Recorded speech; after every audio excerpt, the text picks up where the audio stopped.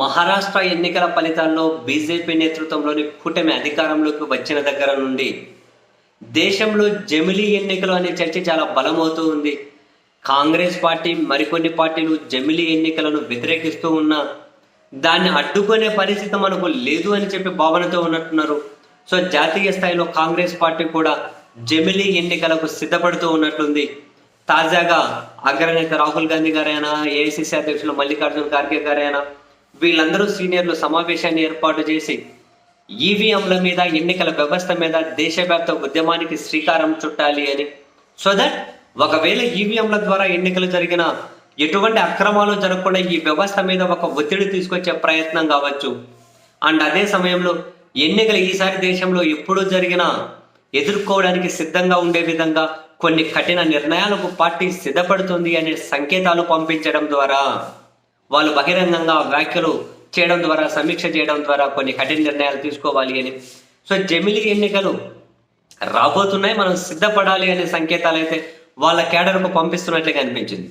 ఇక ఆంధ్రప్రదేశ్లో కూడా చూడండి, వైసీపీ అధినేత జగన్మోహన్ రెడ్డి గారు తాజాగా కూడా ప్రకటించారు, సంక్రాంతి తర్వాత వారంలో 2 రోజులు బుధవారం, బేస్తవారం కంప్లీట్గా కార్యకర్తలతోటే మీటింగ్, జగనన్నతో మీటింగు, భవిష్యత్తుకు దిశానిర్దేశం, ప్రతి పార్లమెంట్ నియోజకవర్గాన్ని ఒక యూనిట్గా తీసుకొని సమీక్షలు, ఒకరోజు 4-5 అసెంబ్లీ నియోజకవర్గాలు, బుధవారం బేస్తవారం పర్యటనలు, ఇంకా మధ్యలో చాలా ఇష్యూస్ మీద ఫైట్ చేయబోతున్నారు. ఫీజు రియంబర్స్మెంట్, సూపర్ 6 హామీలు, విద్య, వైద్యం, ప్రభుత్వ వైఫల్యాలు, చాలా వాటి మీద.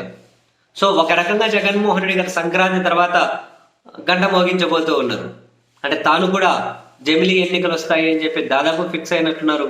నిన్న ఓపెన్గానే కమెంట్ చేశారు, ఎన్నికలు 2 ఏళ్లలో వచ్చినా, 3 ఏళ్లలో వచ్చినా, లేదు 4 ఏళ్లలో వచ్చినా, ఒకవేళ రెగ్యులర్గా జరిగినా 4 ఏళ్లలో వచ్చేయాల్సిందే కదా. రెగ్యులర్గా జరిగినప్పటికీ 6 నెలలు అయిపోయింది. లాస్ట్ అంటే ఇంకా 4 నెలల ముందే ఎన్నికలు జరుగుతాయి. కోడ్ సంవత్సరం అయిపోతే ఇంకా 4 ఏళ్లలో ఎన్నికలు జరగాల్సిందే మామూలుగా. సో అందుకని 2 ఏళ్లలో వచ్చినా, 3 ఏళ్లలో వచ్చినా, 4 ఏళ్లలో వచ్చినా కూడా క్యాడర్ అయితే సిద్ధంగా ఉండాలి. నెక్స్ట్ పోరాటాలకి సిద్ధపడండి.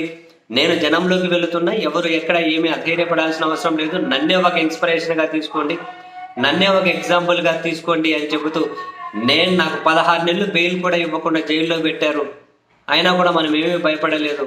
సో ఎవరైనా కాసింత కష్టాలు ఉన్నప్పుడు ఫైట్ చేయండి. మనం జనాలలో మన ఓటు బ్యాంక్ అయితే ఎక్కడికి చెక్కు చెదరదు. మొన్న వాళ్ళు ఇచ్చినటువంటి హామీలు రకరకాల కారణాలతో అధికారంలోకి వచ్చి ఉండొచ్చు అని వైసీపీ అధినేత చెప్పడమే కాదు, నెక్స్ట్ ఇంకా మొత్తం కంప్లీట్గా జనంలోకి వెళ్ళే షెడ్యూల్ తాను స్వయాన ప్రకటించారు. సో ఇటు జగన్మోహన్ రెడ్డి గారి అడుగులు చూసినా మన రాష్ట్ర వరకు, అండ్ చంద్రబాబు నాయుడు గారి అడుగులు చూసినా కూడా తాను కూడా జమిలీ ఎన్నికలను అంచనా వేసే మొత్తం మీద తన బ్లూ ప్రింట్గానే తను రెడీ చేసుకుంటున్నారు సీఎం గారు కూడా. అండ్ కేంద్రంలో బీజేపీ నేతృత్వంలో కూటమి రెడీ అవుతుంది, కాంగ్రెస్ రెడీ అవుతుంది. సో అందరినీ గమనించుకుంటూ వస్తే నెక్స్ట్ ఎన్నికల ముహూర్తం, జమిలీ ఎన్నికల ముహూర్తానికి గంట కొట్టేస్తున్నట్లే కనిపిస్తున్నారు.